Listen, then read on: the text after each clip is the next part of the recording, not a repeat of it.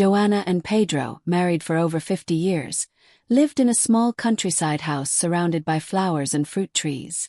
Their routine was simple, marked by the sound of the kettle whistling every morning and the slow creak of their footsteps on the old wooden floor. Although they had led a peaceful life, with grown children and grandchildren who visited on Sundays, Joanna had been feeling something different. A sensation she didn't recognize, and that scared her. In recent months, she had started waking up in the middle of the night with her heart racing, a wave of heat rising through her body, and her mind filled with unsettling thoughts. What if Pedro gets sick? What if I can't take care of the house? What if one day I can no longer walk through the garden? These questions hammered in her head like invisible hammers. And beside her, Pedro continued to sleep deeply, unaware that his wife was slowly sinking into a sea of anxiety. Joanna had never spoken to him about it. After all, she was a strong woman, always had been. She had raised their children, gone through financial difficulties, lost friends over the years, but had always kept her head high. Why now, just now, when life seemed so calm, did she feel so fragile? One afternoon, while Pedro was tending to his garden, something in her changed. She watched him from the kitchen window, seeing how he, still with slow steps and a body curved by age, tended to the rose bushes with the same patience he had when they were young. Suddenly, a wave of panic overtook her. What if he fell out there? What if he never got back up? Joanna's chest tightened, and she had to sit down. It felt as if the air had vanished from the room, as if something was suffocating her. She could no longer ignore what was happening. It wasn't just the fear of losing Pedro. It was something bigger, a feeling that control was slipping through her fingers. That night before bed, Joanna decided it was time to speak.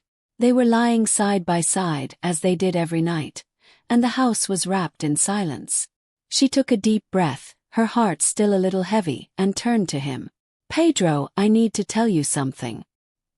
He turned his face slowly, his eyes already tired but full of attention. "What is it, my dear?" Joanna hesitated for a moment, but seeing his loving gaze, she found the courage to continue. "For the past few months I've been feeling different. I wake up at night with my heart racing. I'm scared of things that never frightened me before. I feel like I'm losing control." Pedro stayed silent, absorbing her words. He had never seen her so vulnerable. Joanna, who had always been the rock of the family, was now opening up to him in a completely new way. "I keep thinking about you, the kids, the future. About what will happen if one of us gets sick." She ran her hand across her face, trying to hold back the tears. "And I feel so alone in this." Pedro, in his calm manner, extended his wrinkled hand and held Joanna's. His touch was familiar, warm, and for a moment she felt the weight on her chest ease a little. "I'm afraid too, Joanna," he confessed in a low but steady voice. "I'm not as strong as I used to be, and sometimes when I'm in the garden, I feel my legs give way. But I never wanted to worry you." She looked at him, surprised. Pedro, with his calm and serene demeanor, had also been carrying his anxieties, but in silence. "I think we all have these fears as we get older," he continued, gently stroking her hand. "But maybe, if we talk about them, we won't have to carry this weight alone." The simple act of Pedro acknowledging his own fears brought an unexpected peace to Joanna. She realized she wasn't alone, that despite so many years together, they still had much to share, including their vulnerabilities. The next morning they sat on the porch, where the sun softly warmed their skin. They drank tea together as they did every day, but this time there was something different in the air. It was no longer just the same routine but a new connection, a silent understanding between them.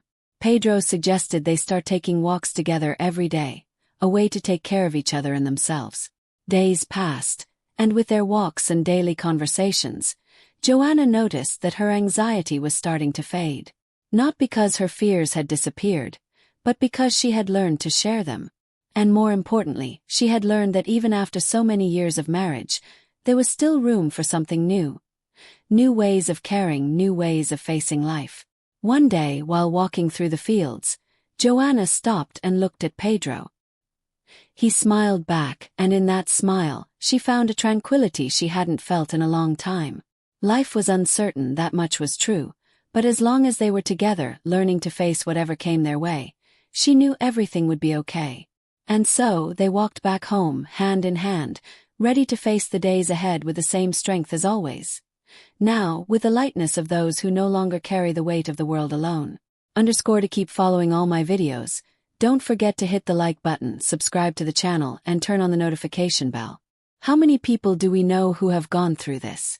Maybe it's a neighbor who, despite smiling at the gate, spends nights awake, battling thoughts they can't control. Or that aunt who, after a lifetime dedicated to her family, finds herself alone in a house full of memories, but with a heart empty of peace. The truth is, many times we don't see the signs. The world keeps turning, people go on with their routines, but inside, they fight silent battles that few can perceive. And despite stories like Joanna and Pedro's giving us hope, we know it's not that simple for everyone. Anxiety is a shadow that can stretch for a long time, stealing the peace of those who carry it. It's easy to talk about healing, finding help, and sharing burdens with our loved ones. But the reality is that, for many, this process is long, uncertain, and full of ups and downs. Some try meditation, others bury themselves in work to avoid thinking, and some seek refuge in medication, like an anchor in the middle of a storm. And even so, healing doesn't happen overnight. It's not like a cold that disappears with a few pills and rest. The mind is more complex than that, and each person has their own journey. How many times have we heard phrases like, "You just need to relax," or "It's just a phase, it'll pass"? But those who have felt the tightness in their chest, their heart racing for no reason, know that these words don't solve anything. Because anxiety isn't a choice, it's not something you can simply turn off. However, one thing is certain. For those seeking it, healing is not a straight line. It may start with a conversation like the one Joanna and Pedro had. It can grow with small gestures like a daily walk, a visit to the doctor, or even the courage to admit that you can't do it alone.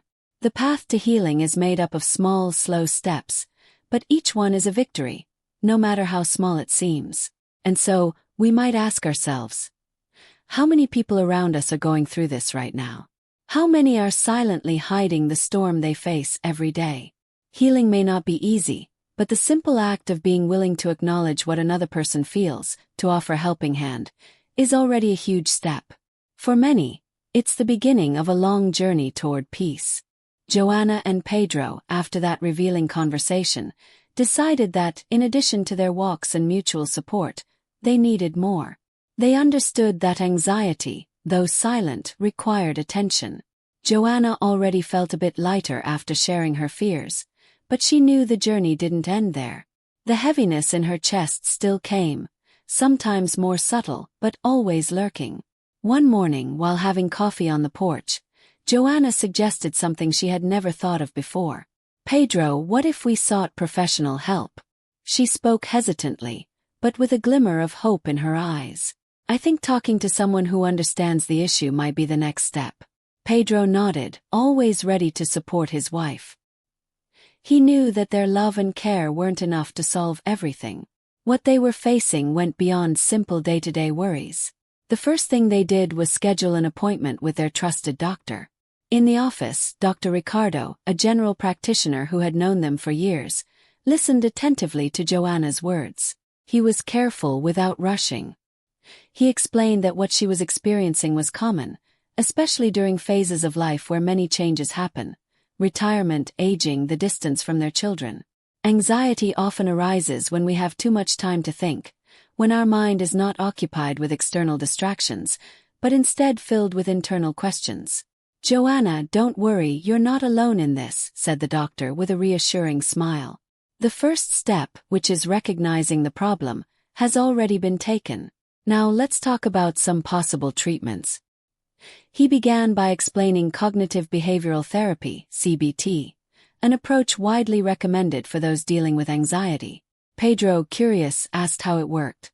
The doctor explained that CBT helps identify thought patterns that fuel anxiety, working with a person to replace them with healthier, more realistic thoughts. "Joanna, in CBT you would learn to challenge the what-ifs that bother you so much," said the doctor. Those automatic thoughts that always lead you to the worst-case scenario. The idea is that you gain tools to better handle those situations. Joanna was intrigued. The idea of reprogramming her way of thinking seemed challenging, but at the same time, it was something she was willing to try. It wasn't easy, but it was worth it. The doctor also mentioned acceptance and commitment therapy, ACT, another approach that could be helpful. This therapy is a little different. Instead of trying to fight anxiety, it teaches you to accept it as part of life without letting it control what you do. You learn to focus on what truly matters to you, even when anxiety is present. Pedro, always interested in practical solutions, asked about medication.